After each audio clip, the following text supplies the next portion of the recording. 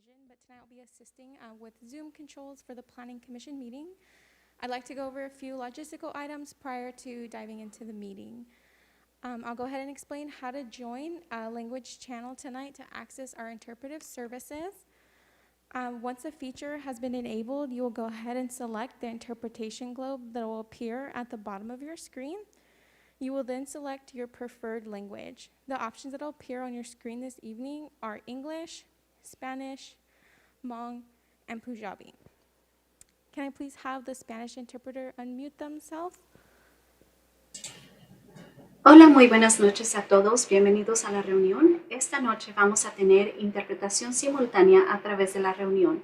Para seleccionar la interpretación simultánea, favor de seleccionar en un momento el icono que parece un mundo. En cuanto prendamos esta accesibilidad, usted va a ver el mundo, va a seleccionar usted su canal de preferencia o su lenguaje, en este caso sería el español. Después de seleccionar el español, le invito a poner el audio original en silencio o Mute Original Audio para que de esta manera usted solamente escuche el lenguaje de su preferencia. Puede someter cualquier pregunta o comentario en su lenguaje. Gracias. Okay, can I please have the Hmong interpreter please unmute yourself?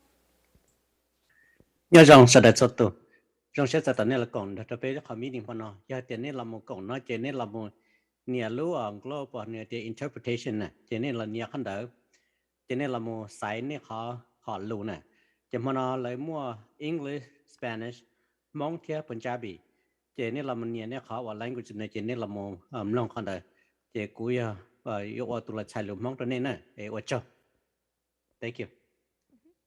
Okay, can I please have the Punjabi interpreter please unmute yourself?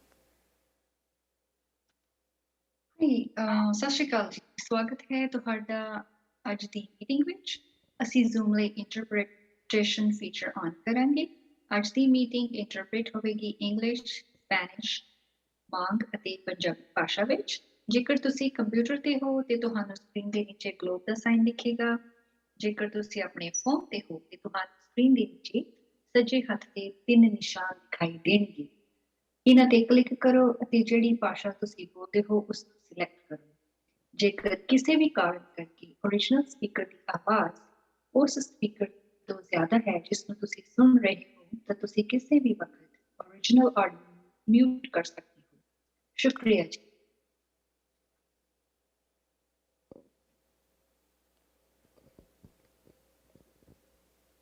Okay, I'm now going to start the application, and you should get a prompt on your screen to select a language room that you are most comfortable with.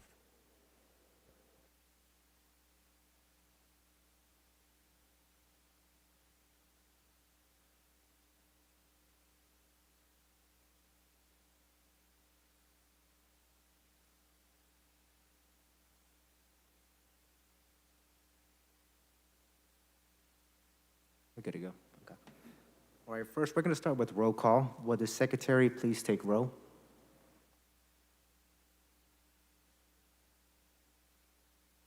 Commissioner Kreiner?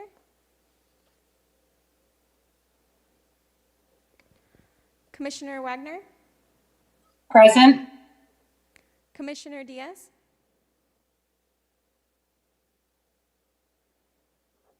Commissioner Hardy? Present, thank you. And Chair Ving. Here.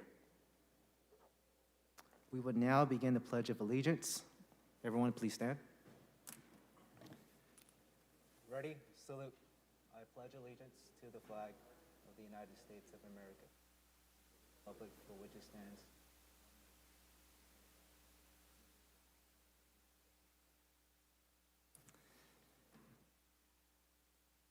So I will now read the procedures. This meeting is being conducted electronically and telephonically. The public may participate in tonight's meeting by using the Zoom link or calling the phone number provided on the Planning Commission agenda.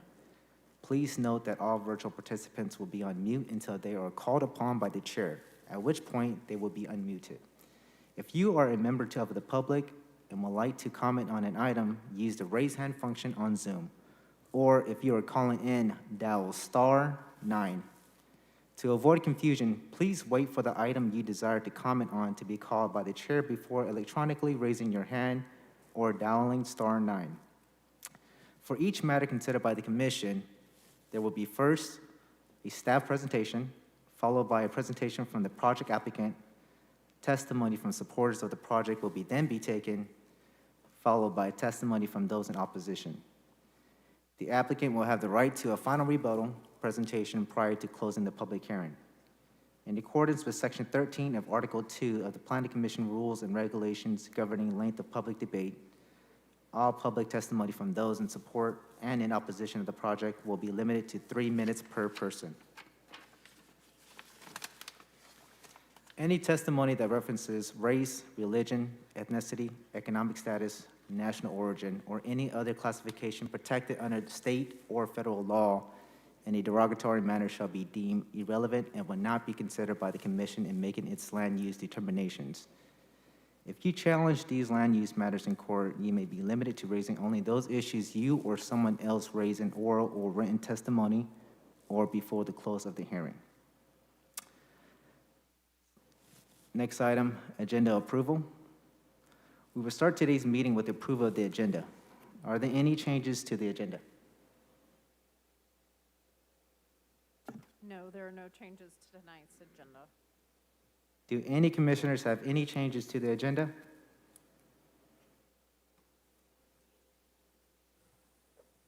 I see none. Is there a motion to approve the agenda? I'll make a motion to approve. We have a motion by Commissioner Hardy. Is there a second? I'll second. Please note that we have Commissioner Kreiner in attendance. We have a motion by Commissioner Hardy, a second by Commissioner Kreiner. Would the secretary please take the vote? Commissioner Kreiner, Yes. Commissioner Wagner, Yes. Commissioner Hardy, Yes. and Chair Vane. Yes. Motion passes. Next section is consent calendar.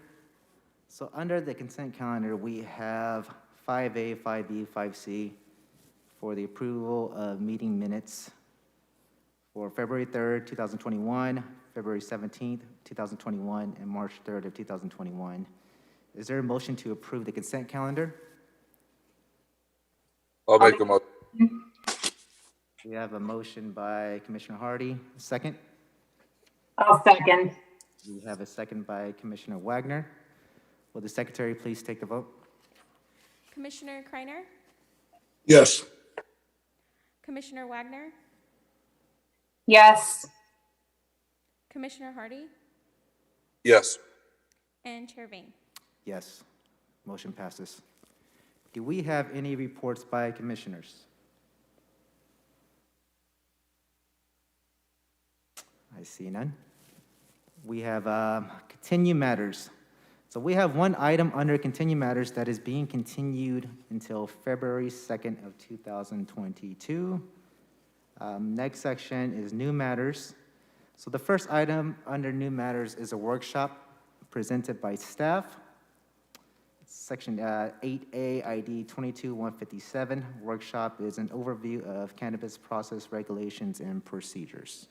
Hey, Israel, I'm sorry, you're gonna have to keep your mask on.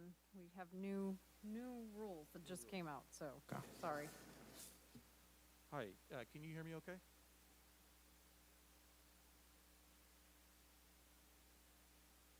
I need to put my mouth closer. Can you hear me okay now? Testing, testing. Testing? It's very low. We can hear you good now. Okay, thank you. Good evening, Chair, members of the Planning Commission, Israel Trejo, Planning and Development Department. So, yes, tonight is a workshop on cannabis conditional use permits. In addition to myself, there are two other speakers that will present tonight, including Mary Rodeman-Deutsch from the City Attorney's Office, as well as Jennifer Ruiz from the City Manager's Office.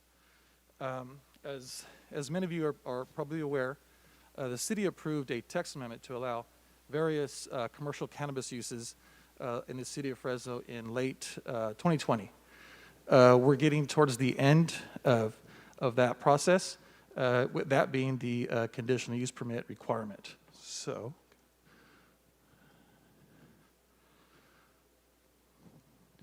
it's not letting me.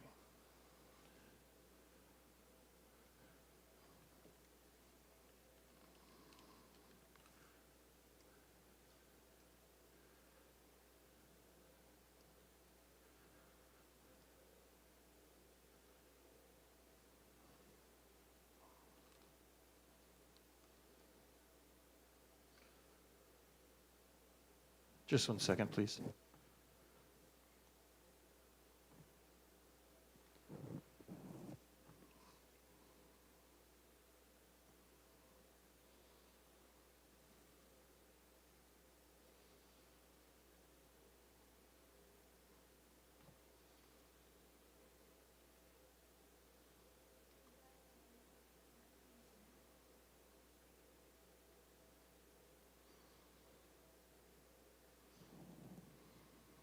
You know, if it doesn't work, I can have you ask you to move to the slide, the next slide.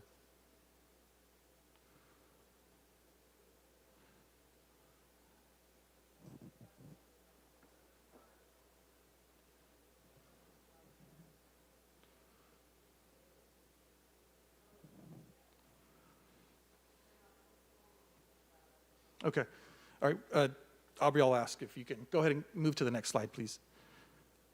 So just as a matter of background, there are various topics associated with commercial cannabis. Those include cannabis license tax. Jennifer, or actually Mary will go over that, how the various taxes that are collected through cannabis, how those are divided. Regulatory ordinance, Jennifer will go over that, that portion of the commercial cannabis use. Those licenses are approved, actually required annually. Development code, I'll go over the conditional use permit requirement for commercial cannabis uses, also including there was an environmental impact report that was prepared for commercial cannabis uses in the city of Fresno. And Mary will wrap up the presentation discussing that the conditional use permit is a quasi-judicial project, and wrap it up with conflicts, meaning potential conflicts with any appeals that may be heard by the Planning Commission in terms of any conflicts of interest with planning commissioners. Next slide would be Mary. Okay. Hi, I'm Mary. I'm with the City Attorney's Office. And so how the city has its cannabis program set up is that first applicants would get their cannabis business permit through the city manager's office. That's who will make the selection. And then once those applicants have been preliminarily awarded their cannabis permit, they then go to planning and apply for a cannabis CUP. So it's something new for the city of Fresno because up until now, all cannabis businesses have been illegal. So this is how the city has determined to regulate them. And back in, I believe it was 2018, the voters of the city of Fresno adopted the cannabis business license tax. So it's a special tax. So 2/3 of the voters voted yes on it. And here we are today. Of the sales of cannabis, 90% goes into the general fund and can be spent on any purpose. And 10% goes into a community benefit fund, which is spent by the Community Benefit Commission once council determines what type of things they want this commission to spend the money on.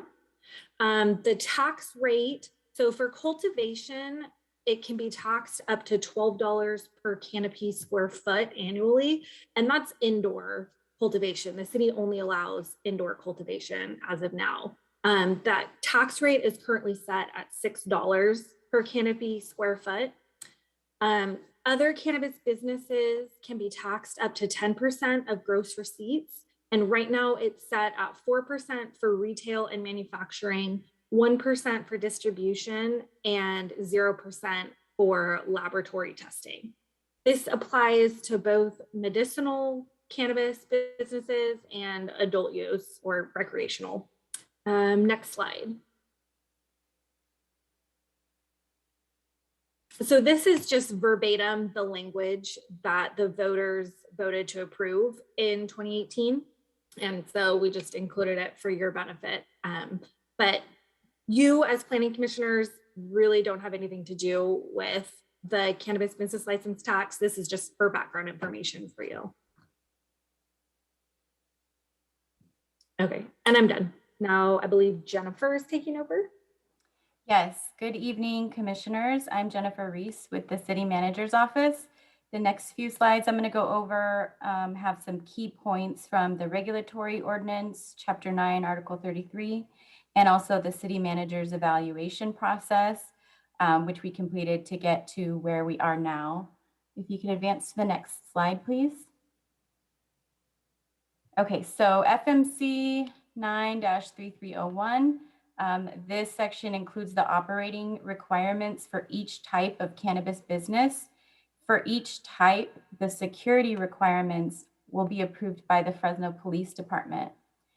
It also lays out the procedures and requirements for obtaining a commercial cannabis business permit, which is essentially submitting an application through the city manager's office. And once a cannabis business permit is approved, or in this case, where we are now, has received preliminary approval, then the applicant can submit their application for a cannabis CUP. And they cannot begin operations until both of those and a business tax certificate is achieved, as well as a state cannabis license. The cannabis business permit has to be renewed annually. Next slide, please. This one is specifically for retail permit types. So the city's ordinance allows for up to 21 total, and they are distributed evenly by city council districts, so 3 per city council district. Delivery is only allowed if it is part of a storefront operation. And you can see here the eligible zones for cannabis retail. So it must be in one of those eligible zones listed on the screen and not within 800 feet of another cannabis retail business, a school, which is defined as preschool through 12th grade, a daycare center in existence at the time of application, or a youth center in existence at the time of application. Next slide, please. The regulatory ordinance also allows for laboratory testing permits, so they can be in commercial, employment, or downtown districts, and cultivation, distribution, manufacturing, and micro business permits. I left that off the slide there, but micro business is another eligible type of permit, and the micro business would be doing all 3 of these activities: cultivation, distribution, and manufacturing. So the commercial cannabis permit types, which include the cultivation, distribution, manufacturing, and micro business, there can be 8 of those within the Cannabis Innovation Zone. So that's the area bounded by State Route 41, Golden State, Church Avenue, East Avenue, and Parallel Avenue. So the only requirement is that there can be 8 permits issued in that zone, and there are no other sensitive use requirements. Next slide. The other 8 of the commercial cannabis business permit, that can be up to 16 total. The other 8 can be within a half mile of State Route 99 between Shaw Avenue and Clinton Avenue, and 1 mile of State Route 99 north of Shaw. Essentially right around the 99, we do have a map available on the cannabis website, fresno.gov/cannabis, which highlights the areas that are eligible for both retail and the commercial cannabis business types. So in this case, for these permit types, they need to be zoned either light industrial or heavy industrial, and they have to be at least 1,000 feet from any property boundary containing residential properties, schools, daycares, and youth centers. Next slide. We do have a social equity application process. It is a separate application process, although the requirements are essentially the same. Social equity applicants must meet one of 6 qualifying factors that are listed in the ordinance in order to apply for a social equity permit. So those 6 qualifying factors, 2 of them are listed here. So they're a low-income household and meet either A or B. They either have a past cannabis conviction themselves or an immediate family member with a past cannabis conviction. The second one is a low income and in a zip code identified at least 60% according to Cal EnviroScreen for 5 consecutive years, and a past cannabis conviction or immediate family member with a cannabis conviction. Next slide. The third qualifying factor is they can be low income and have 5 years cumulative residency in a zip code identified at least 70% according to Cal EnviroScreen, or 10 years cumulative residency in a zip code identified by Cal EnviroScreen. Number 4, a business with no less than 51% ownership by the individuals meeting criteria 1 and 2 above would also qualify. 5, a cannabis social enterprise with no less than 51% ownership by individuals who meet criteria 1 and 2 above. And number 6, an individual with a membership interest in a cannabis business formed as a cooperative. So those are the 6 ways a social equity applicant can qualify. Social equity applicants are not able to apply through the standard application process and the social equity application process. So applicants have to decide which application they're going to submit, if they're going to apply as a social equity applicant or if they're going to apply through the standard route or the standard application process. Next slide, please. The benefits for social equity applicants, which are outlined in the city's ordinance, include application fee waivers, access to business loans and grants. Right now, we do have a grant from the state of California to assist social equity applicants with some of the fees associated with getting the business operational, and also technical assistance. So as soon as they submit their document showing they qualify as a social equity applicant, they're connected with the city's technical assistance provider, which is Make Green Go, and they assist them as needed with the remaining application requirements. Social equity, the city can issue up to 6 retail permits to social equity applicants and must issue at least 3. So the ordinance outlines a minimum and a maximum. So at least 3 must be issued to social equity, and up to 6 may be issued to social equity at the city manager's discretion. And for the commercial cannabis permit types, at least 2 must be issued to a social equity applicant, and up to 4 maybe. And then for testing permits, there's no limit on testing permits, the number of testing permits in the city. Next slide. And this is a little bit about the city manager's evaluation process. So the city manager has published application procedures that outline the requirements and timeline for submitting application documents. Once the applicant submits their application, the first phase of the application evaluation is a determination of eligibility. So in that process, we are looking to make sure they qualify to hold a permit. There are certain provisions in the ordinance that can disqualify somebody from holding a permit. Certain criminal background issues could disqualify somebody from holding a permit. We're also checking to make sure the application is complete and contains all of the required elements and that it was submitted on time. Phase 2 is the criteria evaluation initial ranking. In this phase, we have a panel of city staff members who are reviewing all of the written materials of the application and ranking the applications according to that information. The application themselves include a number of attachments that we require the applicant to respond to. The sections of the application include a business plan, social policy and local enterprise plan, a neighborhood compatibility plan, a safety plan, a security plan, information about their proposed location, and their community benefits and investment plan.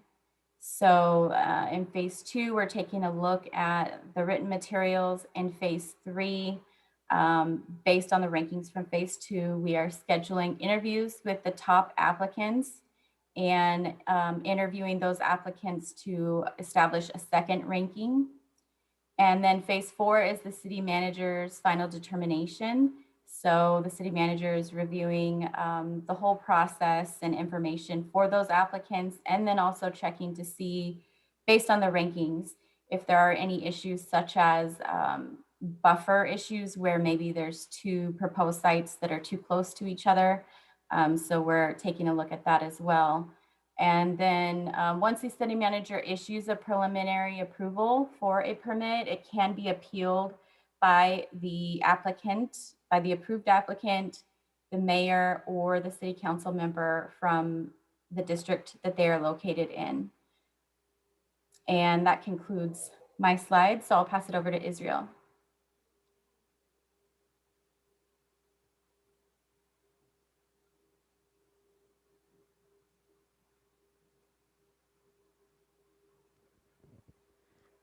We are going to take a minute to assess some technical difficulties, so please bear with us and thank you for your patience.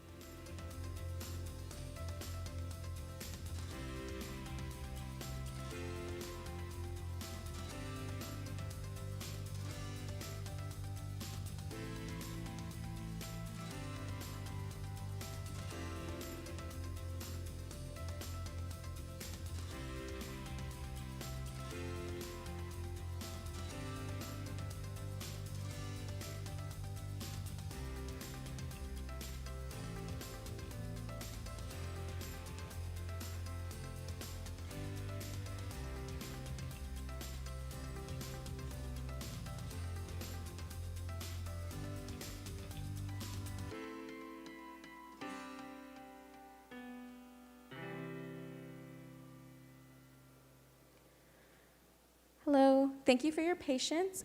We are continuing to have some technical difficulties. We are just going to go ahead and take a 5-minute recess and then we will resume.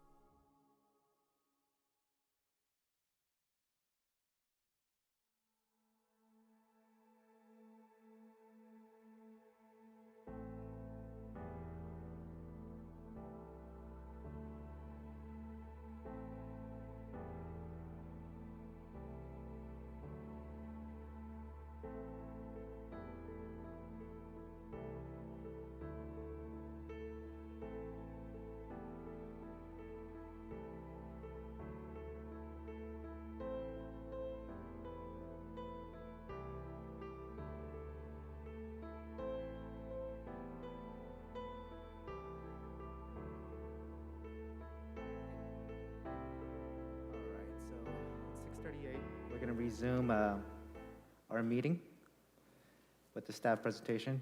Israel? Thank you.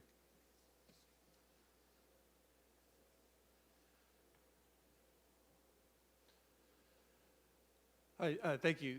So staff is currently processing various cannabis conditional use permits at the moment. The requirements for a cannabis conditional use permit can be found under section 15-2739 of the Fresno Development Code. The requirements for a commercial cannabis CUP essentially mirror the requirements from the regulatory ordinance. Includes various zone districts, setbacks from various sensitive uses, and things of that nature. It requires the outlines the requirements for a cannabis conditional use permit, including odor technology, security requirements. There can't be any cannabis smell detected from outside these facilities. They're required to have high-tech odor technology within these facilities. Additionally, various security requirements include point-of-sale technology, cameras, alarm systems, you maintain landscaping, things like that. As far as design, many of the applications that we're seeing are existing buildings. So the development code requires that the buildings either meet or exceed buildings in the neighborhood. And so again, mostly what we're seeing is retailers going into existing buildings. Next slide, please.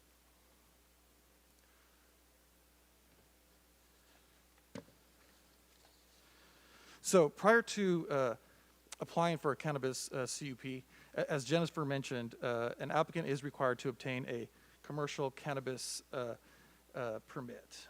And an applicant would have been vetted at that time, which outlines various experience, insurance requirements, and other background information that Jennifer outlined.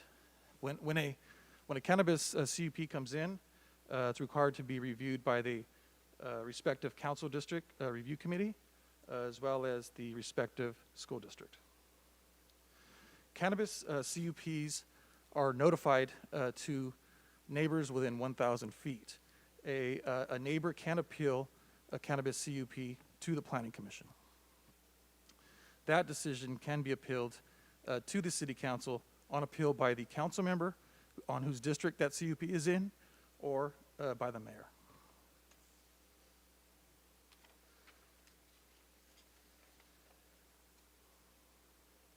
Next slide, please.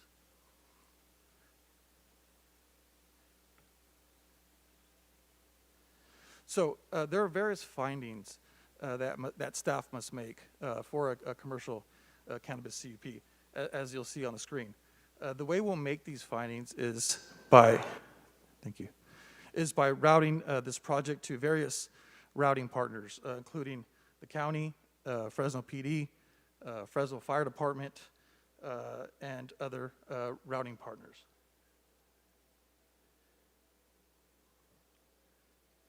Sorry, I lost my train of thought here. So an applicant will be required to comply with various design requirements, including setbacks, parking, the way a building looks, and things of those nature. All projects will be required to be routed to the Fresno County Airport Land Use Commission for applicability to the respective airport district.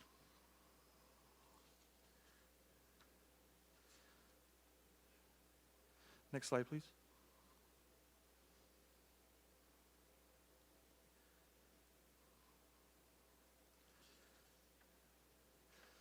Actually, I'm going to move to the next slide. So an EIR was prepared for commercial cannabis uses. Within that EIR, there's various mitigation measures that were outlined. Most of them pertain to mitigating air quality factors. There's hybrid vehicles are required for delivery deliveries that retailers make. Additionally,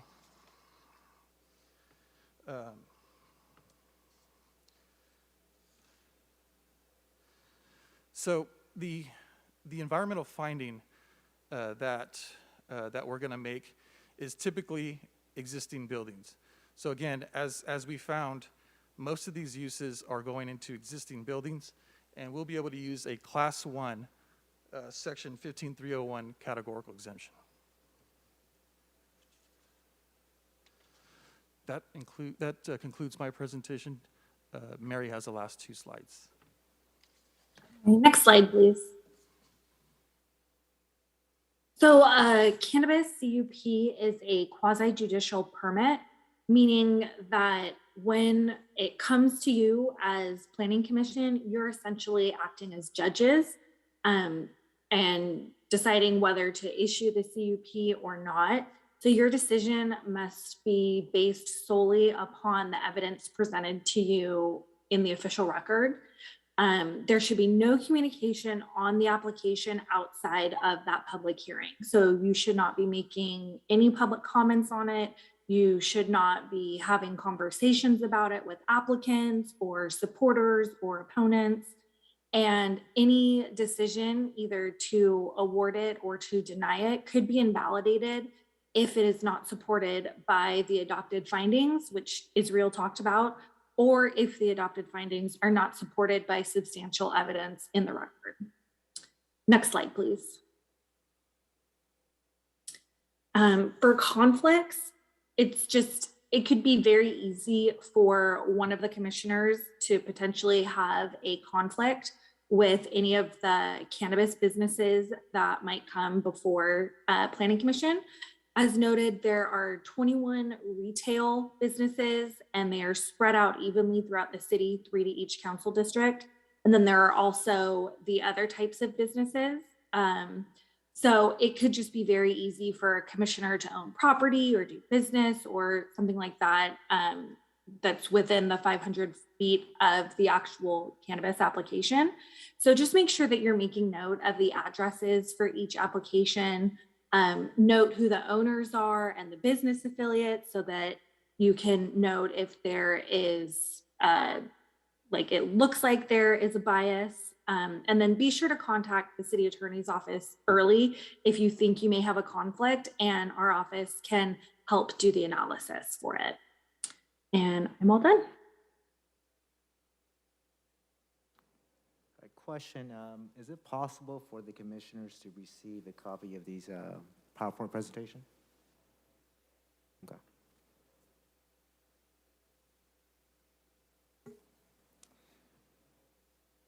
We're going to go ahead and move on to the second item under new matters. It's also a workshop. This one's going to focus on displacement avoidance.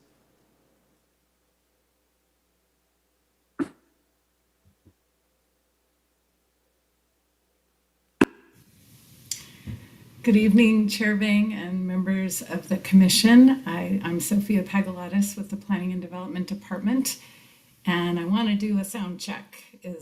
Can you hear me, and is it too loud, or is it okay? We're good. Okay, that's great.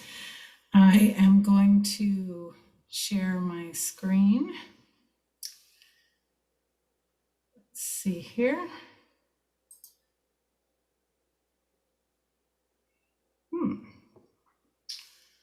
One moment, please.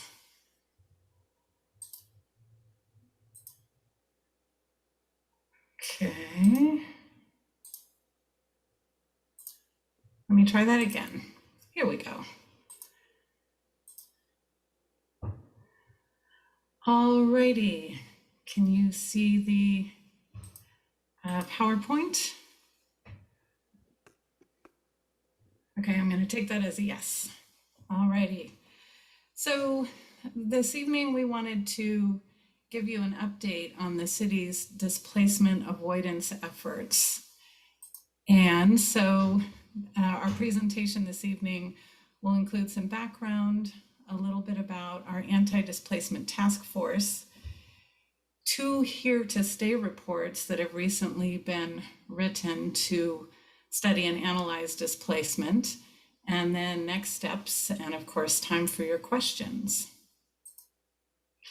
So the city's anti-displacement efforts really began with the adoption of the city's general plan in 2014, which called for reinvestment in older infill areas.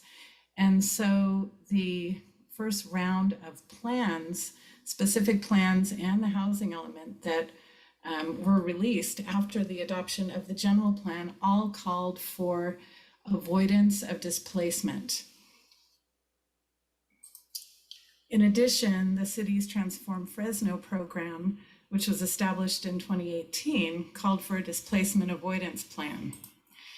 And basically all of these policies and programs called for creation of an anti-displacement task force, working with a broad group of stakeholders, including residents, merchants, community organizations, and displacement experts to study and track displacement and to identify actions and policies to reduce or prevent it. So the anti-displacement or displacement avoidance task force was created in 2018 by a resolution, which I attached to your report this evening. And this slide summarizes the purpose of the task force. Its goal is avoidance of displacement caused by substantial and sustained increases in rent. It's targeted toward longtime residents and merchants who live in formerly distressed areas that are being improved.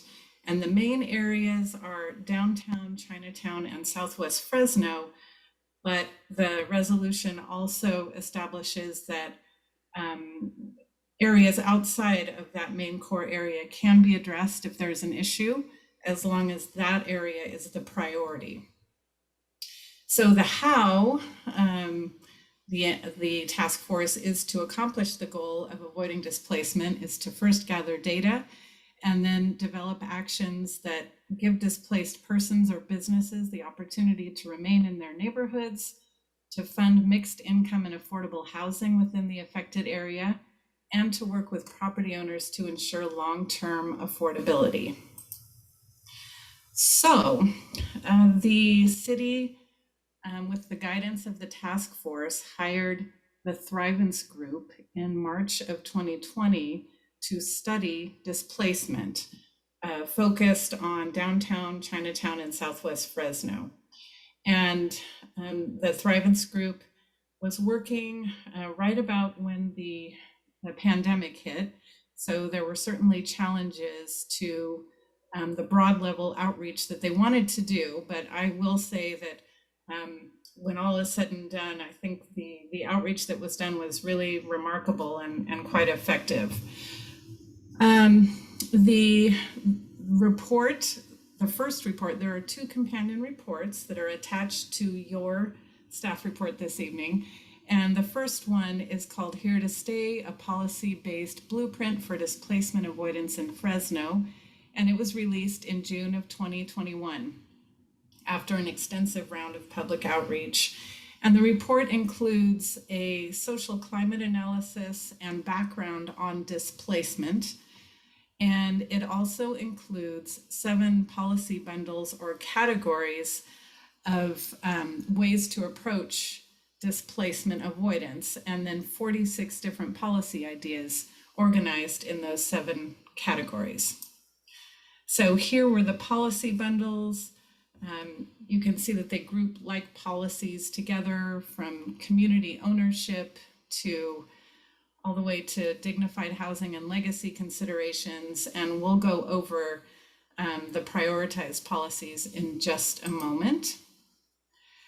So when the report was released in June, there was a second round of public outreach to make sure that the public saw the report, had time to digest it, and comment on it. So the public comment period on the report was 90 days from June to September last summer. And there were many ways that residents and businesses and interested members of the public could comment. There were surveys and comment cards that were available online and in person.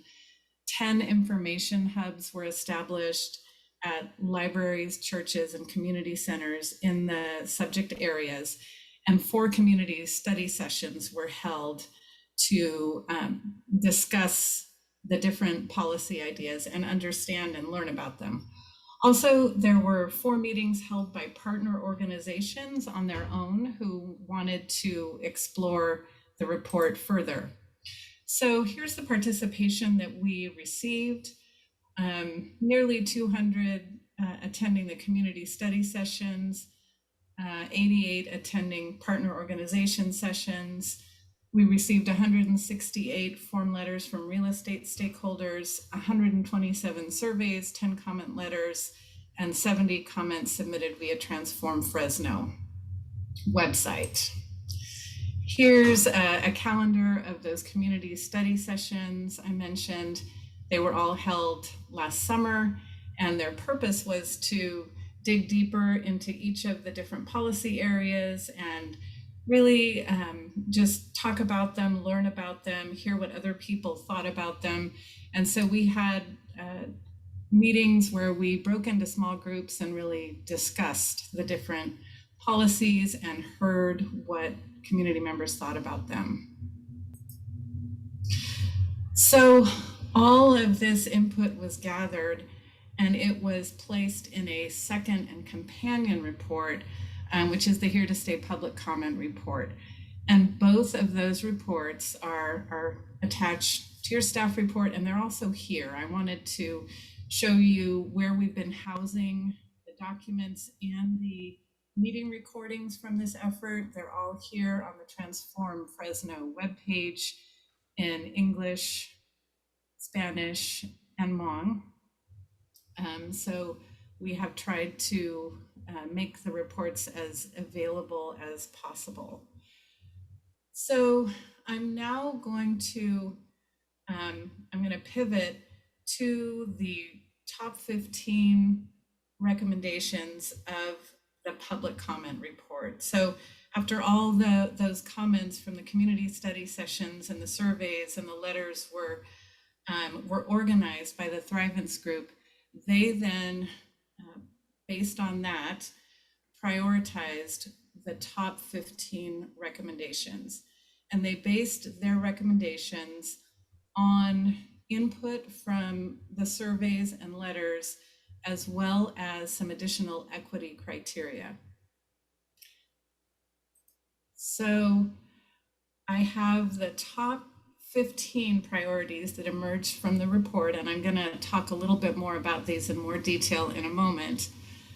And I'm trying to show you several recommendations at once here. So these are the first 7, and on the next slide are the remaining in the top 15. The administration and the mayor also weighed in on these priorities, as did the Anti-Displacement Task Force at their December 16th meeting. And the bolded items here are items that are recommended by the task force, and the items that are green and bold are items that both the task force and the mayor agree on the concept, agree to support. The items that are in orange are those that were task force priorities, and the administration had a little bit more reservation about aspects of those policies, but willing to explore. So just wanted to kind of give you that overlay. Here are the remaining top 15 priorities that emerged from the report, with the green being, the bold green being agreement between the task force and the administration. So I'm going to go through those in a bit more detail now. But before I do that, there were a few add-ons beyond what was prioritized in the report. The task force at its December 16th meeting, in addition to prioritizing 10 of those 15 that you just saw. They also wanted to add just cause provisions to the rent stabilization policy. Just cause being tenant protections that limit evictions that are based on, or try to prevent evictions that are based on discrimination or are arbitrary and can only be carried out for just cause. The task force also recommended adding inclusionary zoning to the recommendations and the development of at least 5 policy recommendations to support businesses staying in their locations, because most of the recommendations are focused on residential displacement. Additionally, the mayor indicated support for 3 additional policies that are in the Here to Stay report. One is Open Fresno, a GeoHub platform that would be an interactive map that the public could access and could locate any pending development applications or plans that are near their home or their neighborhood. The second one is a language justice clearinghouse that would be an on-demand translation service with language assessment of the language needs in Fresno. And the third is an independent youth housing coordination function, which would focus in on the housing needs of youth. So I'm now going to just describe a little bit more about these core priorities that emerged from the Here to Stay report, and then we'll wrap it up with a timeline. So the first one is fair chance housing, which is housing that would prohibit, background checks as a condition of lease or mortgage qualification. Early data shows that these programs can reduce homelessness, and there's often problems with the accuracy of information in background checks. However, the administration, this was one of the ones that the administration conditionally supported, with the caveat that some types of previous criminal history is perhaps not conducive to this type of program. The next program is Eviction Right to Counsel. The goal is reducing displacement by providing legal counsel to tenants facing evictions. And you are probably aware that the city currently has established an eviction protection program for those that are being evicted illegally. The task force would like to expand that program to one that provides a broader level of legal protection.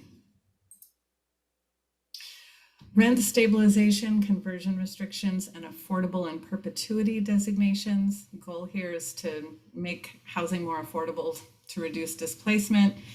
The task force in its actions intended this broadly to include developer incentives to construct affordable housing, and also recommended consideration of the Community Opportunity to Purchase Act. Actually, that's in the report, not task force. And the conversion restrictions would restrict the conversion of covenanted affordable housing units that are affordable today from reverting to market rate units, and exploration of other ways to create affordable housing that's affordable in perpetuity or forever. Also, as I mentioned, the task force wanted to make sure that just cause was included in this recommendation. Increasing local hire and living wage. This policy seeks to hire local labor for 51% of all local contracts of the city, with some enforcement provisions if that weren't met. And then community land trusts.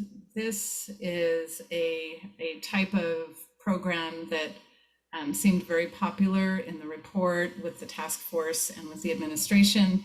It is a structure for creating affordable home ownership and maintaining affordability over the long term by establishing a nonprofit corporation, the trust, that purchases land, and the houses themselves can be sold to a homeowner.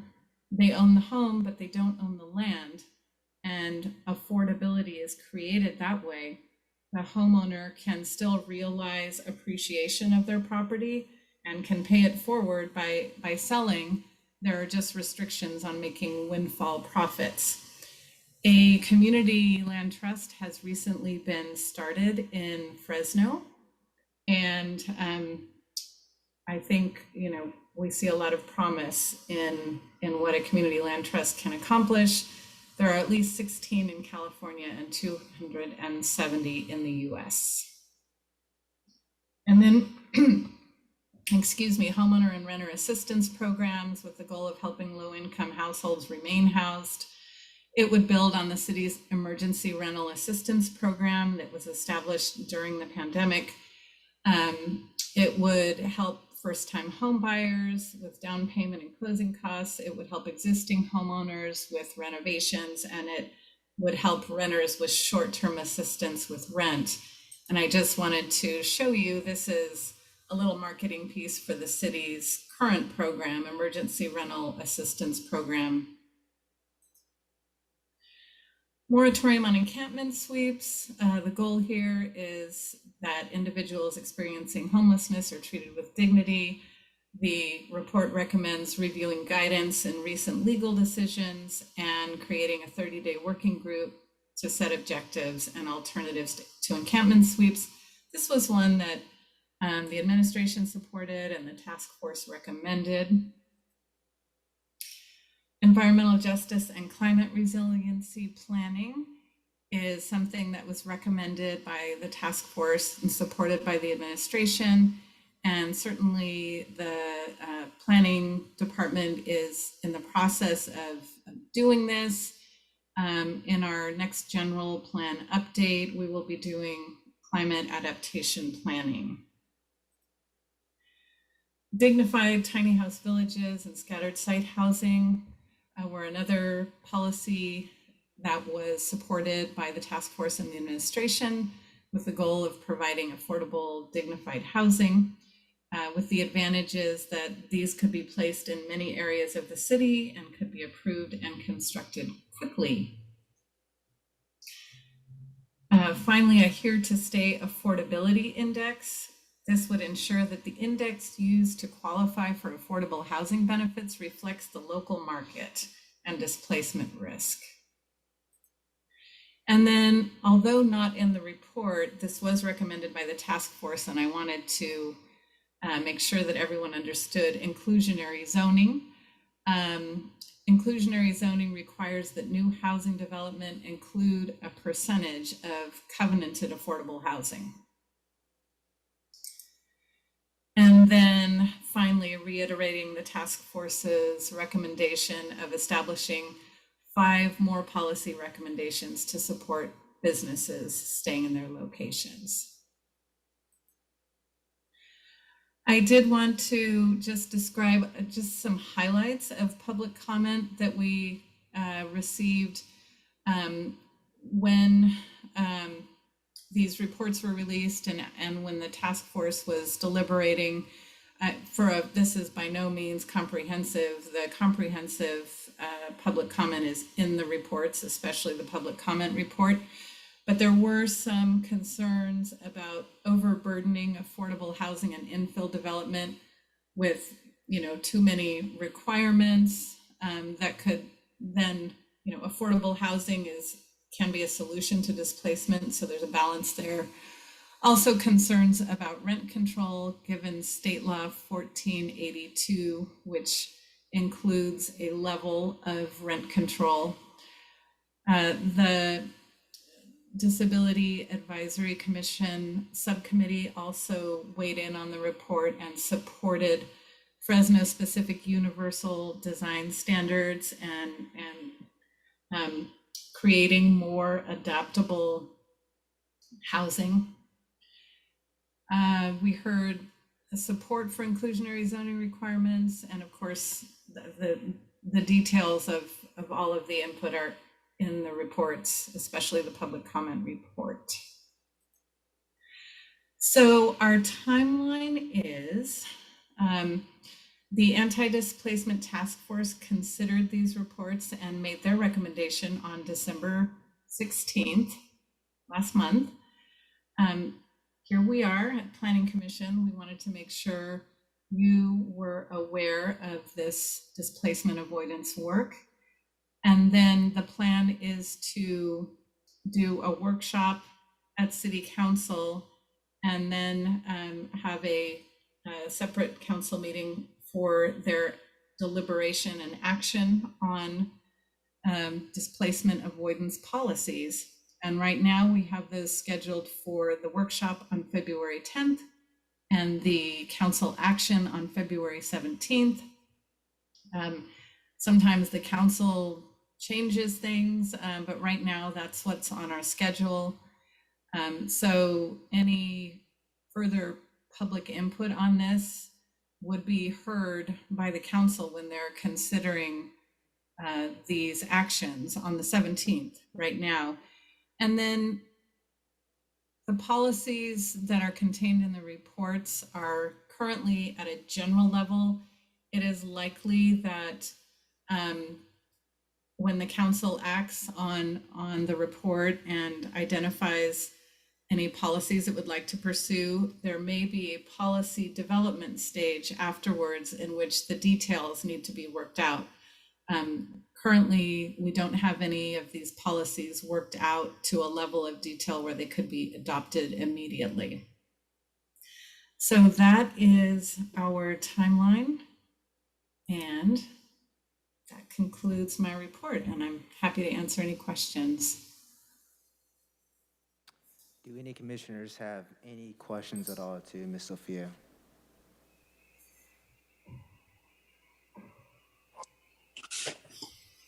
No, but I will say, Sophia, an amazing report, well detailed and well presented. I have to give you kudos, sister.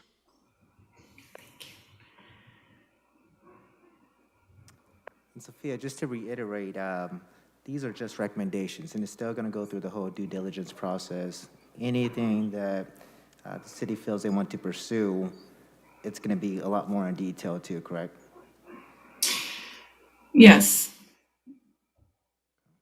Any commissioners have any further questions at all? All right. Well, Ms. Sophia, go ahead, Commissioner. Real quick. I have a question about the community land trust and how that works. So if the trust owns the land and the resident owns the actual structure on it, what happens in the case where there's a loss? Is there something in place where they have to rebuild on that same parcel even though they don't own it? Or is there any provision in the trust that helps them rebuild the residence as well? I don't know that level of detail, but I do know where we could consult with other existing land trusts and find out things like that. Thank you. Mm-hmm. That's a good question. All right, any other questions at all? Perfect. Thank you, staff, for the workshops. Definitely appreciate it. Moving on to the next item. Report by Secretary. Does the Secretary have anything to report? Just one item, Chair Vang. The League of California Cities Planning Commissioners Academy will be coming up again in March. And if you wouldn't let Mike Sanchez know if you are interested in attending so that we can make a reservation. It'll be March 16 through 18. Keep in mind, March 16th is a planning commission meeting, but you would be able to participate virtually. So just as a reminder to let us know before the end of January. Thank you. Thank you. Do we have any scheduled oral communications? None. Next item is unscheduled oral communications. If you are a member of the public and would like to comment, please use the raise hand function on Zoom, or if you're calling in, dial *9. You will have 3 minutes. There is one hand raised in the Zoom. Okay. Go ahead and let the individual speak. If they can, please state your name, state your address too. Miss Lisa Flores, I'm now going to give you the function to unmute yourself. Please unmute yourself when available. Yes, I was contacted by several members of the public. Hi, can you guys hear me? Yes. Okay, great. Hi, Lisa Flores, District 1, Tower District, yay. I was contacted recently by several members of the public who were participating or are participating in tonight's meeting, and they had grave concerns and issues and wanted to comment on the workshops that were presented to you tonight. You know, my question is, what is the unbiased oversight in regards to cannabis and these cannabis licenses? Because I know that when they were granting the cannabis licenses, there was like 4 or 5 of them within a block of each other in the tower, creating a situation along the border of District 1 and District 3 that was not only a saturation, it was a saturation and would increase traffic in basically 1/4 of a mile of like the Tower Theater exponentially. And so, you know, I'm just wondering, what are the unbiased checks and balances that are going to be going into these decisions? And also, I'm a great proponent of rent control in Fresno. It's been long overdue, and with this ongoing pandemic, and with the number of people that are going to be homeless once the eviction moratorium is lifted, Fresno really needs to consider it and fast-track rent control in this town to stabilize the housing. Or else, if you think we have a homeless problem, we're really going to have a homeless problem. Thank you. Ms. Flores, thank you for your comment. The staff has, do they have any kind of, does anyone in the chamber would like to make a comment?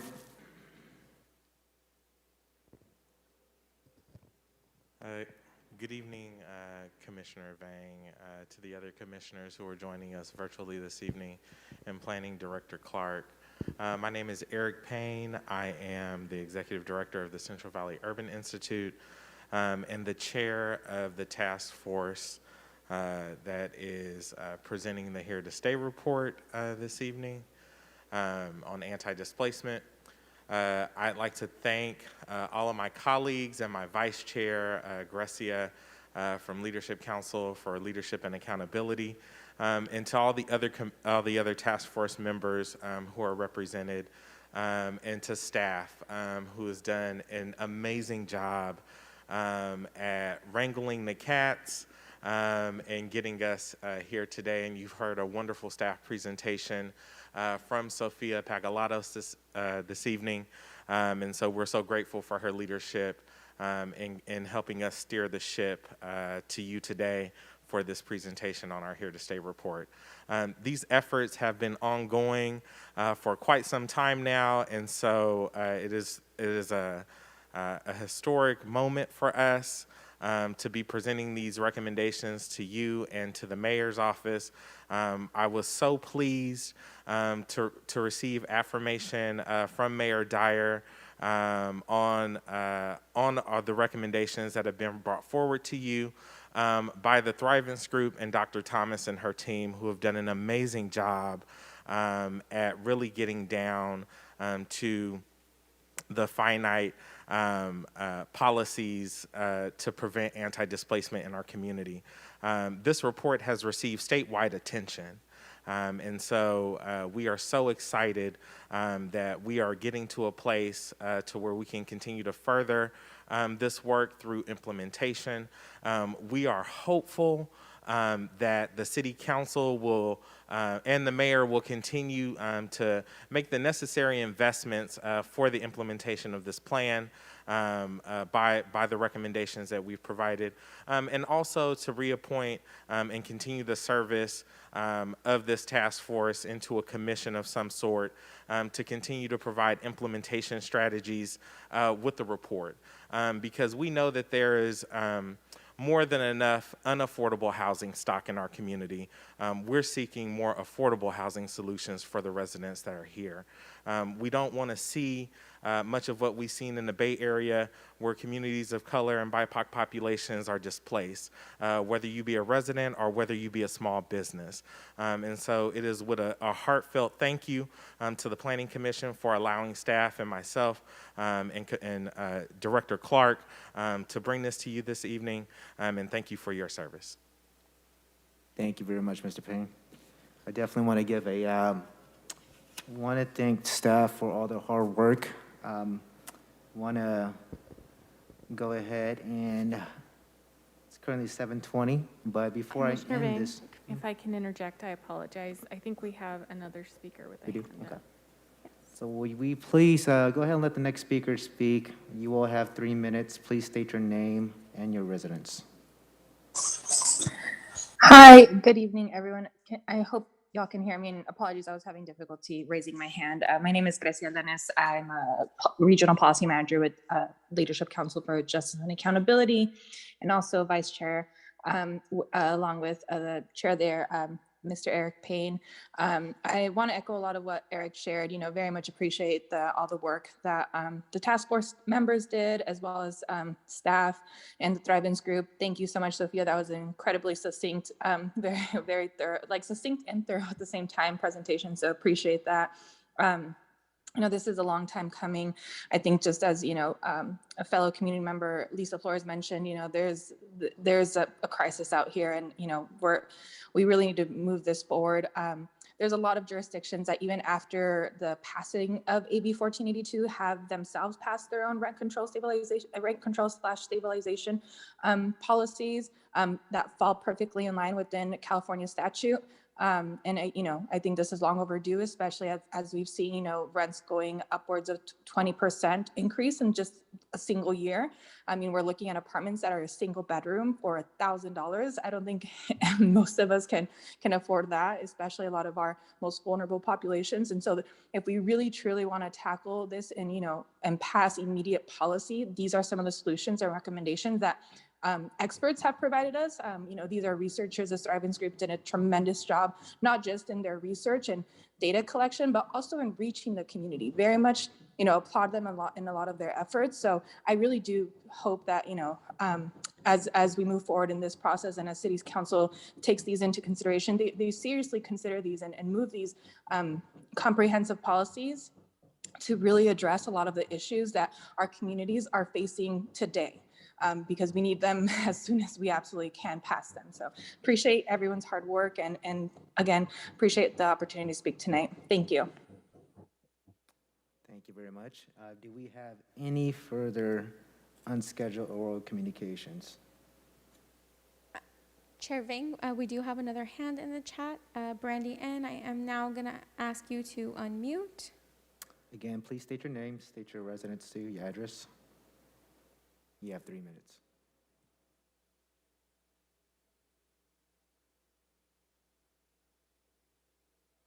My apologies, it took a moment for the unmute. I just wanted to, that was not necessarily prepared, but wanted to echo what the previous speaker said and what was said before. With that, I know that for you guys it was an informational item, but I absolutely agree. There were so many community members that took time, that spoke up on the needs that were directly affecting, I'm sorry, there's a train going by, directly affecting their lives, and definitely would like support in ensuring that these happen, and also happen in the way that the community members are speaking of it. So I encourage, looking at, I encourage support of these recommendations. Thank you. Thank you very much. Do we have any other unscheduled communication? There are no hands raised in the Zoom. Okay, great. I think I want to make, just want to make one comment. I think especially with that report, love seeing our staff work with the local communities, and especially with the celebration of Martin Luther King this past weekend. I think it's great that we're making steps, hopefully in the right direction. Okay. So it is currently 7:24. I'm going to go ahead and adjourn the meeting. Thank you very much. Everyone have a